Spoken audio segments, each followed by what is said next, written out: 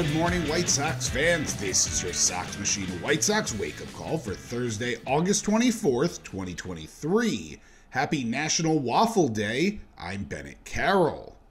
Yesterday, the White Sox defeated the Seattle Mariners 5-4 in extra innings on a walk-off win on Getaway Day. Michael Kopech got the ball for the Sox to start the first and got J.P. Crawford to strike out to start the game. Julio Rodriguez stepped in and drew a 4-pitch walk before quickly stealing second. In the process, Eugenio Suarez struck out. Teoscar Hernandez was up next and hit the ball to third, where Elvis Andrus fielded and fired. The ump makes the call out. However, upon review, the call was overturned as a hit for Hernandez. Runners on the corner now, but Kopech gets Ty France to fly out to left to end the threat. Bottom one, and the Sox stare down George Kirby, who gets the start for the Mariners. He gets the Sox to go down 1-2-3 with a pair of strikeouts in the first. Top two, and Kopech gets Dominic Canzone to strike out to lead off and Dylan Moore to line out to left. After Josh Rojas draws a walk, a wild pitch moves him to second, where he'd end up anyways since Brian O'Keefe walked on 4 pitches. Kopech was able to settle down again, getting another J.P. Crawford strikeout for the third out of the inning. Bottom two, and after an Eloy Jimenez strikeout and Andrew Vaughn ground out, Oscar Colas singled to left to be the first runner of the game for the Sox. But Trayce Thompson followed that up with a strikeout to end the inning. Third inning now, and Julio Rodriguez leads off with a flyout. Kopech hits Eugenio Suarez with a pitch and then walks Teoscar Hernandez on, you guessed it, 4 pitches. But Kopech is able to get Ty France to ground right to second, and Lenyn Sosa goes 4-3 on the double play to end the inning. Bottom three, and Carlos Perez leads off with a double to right. After a Lenyn Sosa ground out, Tim Anderson smoked a grounder up the middle into center, bringing Perez around to score and putting the Sox up 1-0. Elvis Andrus is up next and singles to right, putting runners on the corners for Luis Robert, who pops out. With 2 outs, Elvis Andrus steals second, and Eloy Jimenez looks at strike 3 to end the inning. To the fourth, and Kopech gets the Mariners to go 1-2-3 with a strikeout of Josh Rojas to end it. Bottom four, and a Trayce Thompson double stands alone against a pair of strikeouts and a flyout. Top five, and Brian Shaw is in as Michael Kopech left the game with leg cramps. Kopech's final line: 4 innings pitched, 1 hit, 4 walks, and 5 strikeouts. His ERA dips below 5 at 4.95 now on the season. And Shaw picked up right where Kopech left off, getting Seattle to go 1-2-3, including getting a Julio Rodriguez pop-out for the final out. Bottom five, and Tim Anderson gets a 1-out single and advances to second on an Elvis Andrus ground out. Luis Robert steps up with a runner in scoring position and strikes out to end the inning. Sixth inning, same as the fifth inning for the Mariners as they go 1-2-3 with a strikeout. Bottom five, and with 2 outs, Oscar Colas singles to left, bringing up Trayce times a White Sox, Trayce Thompson, who turns on a slider with a full count and puts it into the seats, where a crowd of, I think, 6 people who are in the outfield seats chase it down and celebrate. 3-0 Sox. That was it for George Kirby, who was replaced by Trent "Don't Call Me Matt" Thornton. Thornton got Carlos Perez to ground out to end the inning. We're into the 7th, and it's Aaron Bummer time, everyone's least favorite time of the day. Bummer walks pinch hitter Jose Caballero, who steals second while Dylan Moore strikes out, and steals third while Josh Rojas was up. On a 3-1 sinker, Rojas dropped a picture-perfect bunt between the pitcher and the first base for a safety squeeze that brought in Caballero. 3-1 Sox. Rojas steals second, but Bummer's able to get Brian O'Keefe and J.P. Crawford to strike out to end the inning. Luke Weaver is in for the first time for the Mariners and sits the Sox down with 3 strikeouts on Lenyn Sosa, Tim Anderson, and Elvis Andrus. To the 8th inning we go, and after Julio Rodriguez leads off with a single, Gregory Santos comes in. He gets Eugenio Suarez to line out to left before Teoscar Hernandez singled to center, putting runners on the corners for Ty France, who struck out. With Mike Ford in as the pinch hitter, Hernandez steals second, but it doesn't help as Ford flies out to end the inning. Bottom 8, and the Sox go 1-2-3 with a pair of strikeouts. The ninth inning is here, and Gregory Santos is still in. Cade Marlowe is in as a pinch hitter, but strikes out to start the inning, but Josh Rojas follows that with a single. Cal Raleigh is in as a pinch hitter and singled to left. Wow, why is Gregory Santos still pitching? J.P. Crawford then walks to load the bases. Why is Gregory Santos still pitching? Julio Rodriguez is up with the bases loaded and gets hit by a pitch to bring in a run and make it 3-2. Why is Gregory Santos still pitching? Eugenio Suarez is up with the bases still loaded and smokes one to center for a single that brings in two and puts the Mariners up 4-3. Finally, mercifully, Gregory Santos is replaced by Edgar Navarro. Navarro gets Teoscar Hernandez to ground out 1-5, and the throw comes from third to first for a double play, but the call on the field is safe.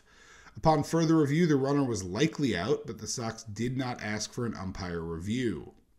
Ty France is up next and gets hit by a pitch to load the bases, but Mike Ford flies out to end it. Sox now up in the bottom of the ninth and need a run to tie, 2 to win. Oscar Colas gets it started off well with a double to right. Trace Thompson, who somehow has 3 walk-off home runs in his career, strikes out. Andrew Benintendi comes off the bench to replace Carlos Perez and singles to right, bringing in Colas to tie the game. Benintendi quickly charges and picks up the extra base, standing on second, although he is only officially credited with a single. Yasmani Grandal is in as a pinch hitter, but strikes out. Tim Anderson is up with 2 outs, and a wild pitch puts Benintendi on third. But Tim chases a high fastball for a strikeout and ends the 9th inning. 2 extras we go. Sammy Peralta is in for the Sox, with Mike Ford on second. Cade Marlowe strikes out before Josh Rojas singles to put runners on the corners. Cal Raleigh flies out, but J.P. Crawford walks to load the bases for Julio Rodriguez for the second time in 2 innings. But Rodriguez grounds out to end the inning still tied. Bottom 10, and Tim Anderson is on second with Elvis Andrus up to bat. On an 0-1 count, Andrus shows bunt, and Tim appears to be caught in the middle of the base path on the play. Andrus misses the bunt, and Tim hesitates, caught between second and third. Cal Raleigh throws behind him to second, where J.P. Crawford grabs the ball and quickly fires to third, trying to catch Tim with a tag. But the ball hits Tim while he's sliding into third and skitters away. Anderson is able to collect himself, get up, and charge home to win the game 5-4 White Sox. A walk-off error on a runner caught in the base path. Literally the exact opposite of a toot blan. Some notes from the box score. Oscar Colas had a strong game, going 3 for 4 with a double and 2 runs. Luis Robert and Eloy Jimenez each went 0 for 4 with 3 strikeouts. In other White Sox news, at the time of recording, there's been no official announcement about the future of the White Sox front office, but Bob Nightingale, who generally has a direct line to Jerry Reinsdorf, said that it will be Chris Getz in charge, with former Royals GM Dayton Moore assisting him. Yuck. The White Sox, by the way, now sit at 50-77 on the year. There's no I in team, but there is one in Indeed, and that's the hiring platform that you need to build yours. When you're hiring, you need Indeed. Instead of spending hours on multiple job sites searching for candidates with the right skills, Indeed's a powerful hiring platform that can help you do it all. One of the things I love about Indeed is that it makes hiring all in one place so easy because Indeed does the hard work for you. They show you the candidates whose resumes on Indeed fit your description immediately after you post so you can hire faster. Join more than 3 million businesses worldwide that use Indeed to hire great talent fast. Start hiring now with a $75 sponsored job credit to upgrade your job post at Indeed.com/Blue Wire Sports. Offer good for a limited time. Claim your $75 credit now at Indeed.com/Blue Wire Sports. That's Indeed.com/Blue Wire Sports, and support the show by saying that you heard it on this podcast. Indeed.com/Blue Wire Sports. Terms and conditions apply. Need to hire? You need Indeed. In the minors, the Knights beat the Memphis Redbirds 4-3 in 10 innings. Nate Mondu and Tyler Nazloni each went deep. Adam Hackenberg singled in the winning run for the walk-off win. Jose Urena pitched well as a starter, throwing 5 2/3 innings, allowing 6 hits and 2 runs while striking out 6. Declan Cronin got the win, throwing the 9th and 10th innings and not allowing a single base runner. The Barons beat the Rocket City Trash Pandas 4-3.